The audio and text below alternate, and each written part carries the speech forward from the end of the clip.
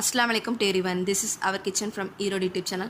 எல்லாரும் எப்படி இருக்கீங்க ஃப்ரெண்ட்ஸ்? நல்லா இருக்கீங்களா? Please subscribe my channel, like பண்ணுங்கள், ஷேர் பண்ணுங்கள், மறக்காமல் கமெண்ட் பண்ணுங்கள் ஃப்ரெண்ட்ஸ்.